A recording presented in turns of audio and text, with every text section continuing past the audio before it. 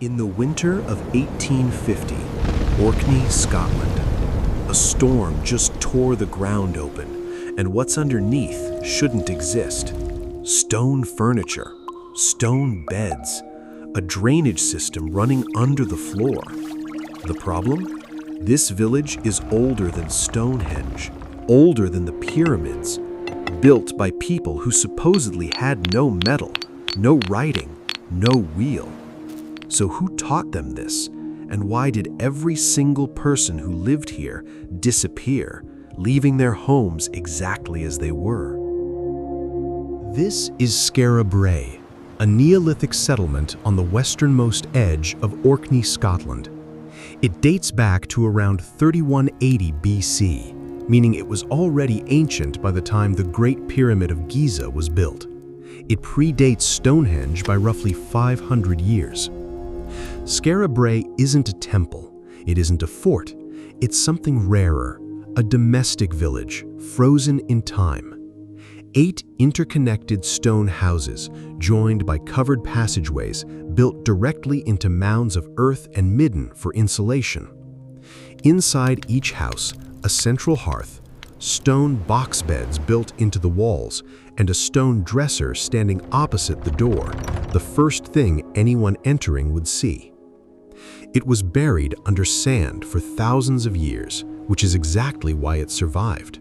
No looting, no rebuilding, no decay from exposure. When the storm exposed it in 1850, archaeologists weren't looking at ruins, they were looking at a time capsule. But a time capsule this well preserved raises an obvious question. How exactly did archaeologists piece together what happened here, and what did they find that nobody expected? After that 1850 storm, local laird William Watt began excavating the site. But it wasn't until 1928, when another storm damaged the exposed remains, that the Ministry of Works stepped in properly. Archaeologist Veer Gordon Child took over the dig in 1928 and spent years mapping the settlement. What Child's team found stunned them.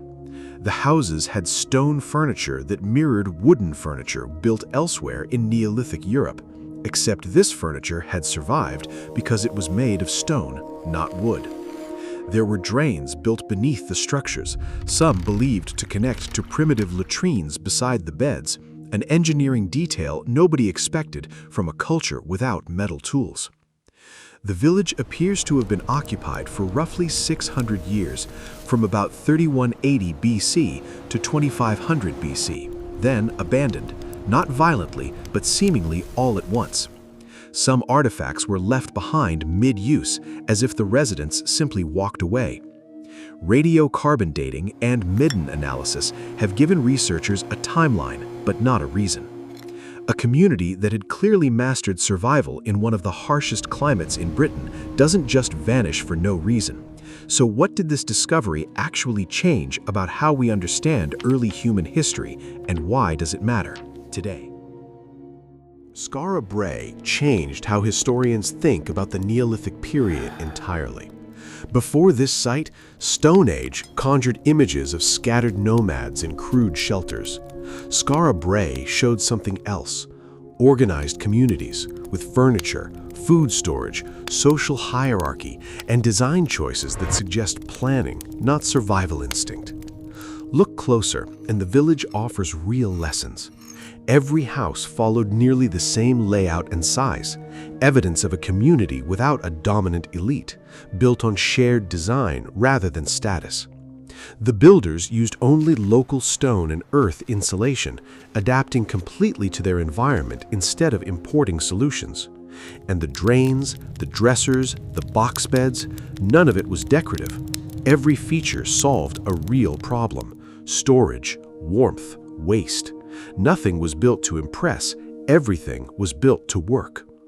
It reshaped archaeology's understanding of prehistoric Britain and pushed researchers to reconsider Orkney as a major center of Neolithic innovation, one that may have influenced construction techniques found later at Stonehenge itself.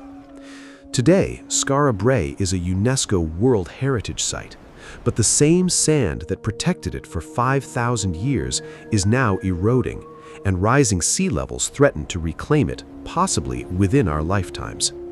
So a village that survived 5,000 years buried in silence is now disappearing again, right in front of us. Which leaves one last question worth asking. Skara Brae didn't survive because its people had more technology. It survived because they built for the conditions they actually lived in, using only what the land gave them for people who actually needed it. 5,000 years later, that's still a question worth asking ourselves. So here's the question. If a village this advanced could vanish from history for 5,000 years, buried under nothing but sand and silence, what does it say about what we're building today and whether it'll still be standing when the next storm comes?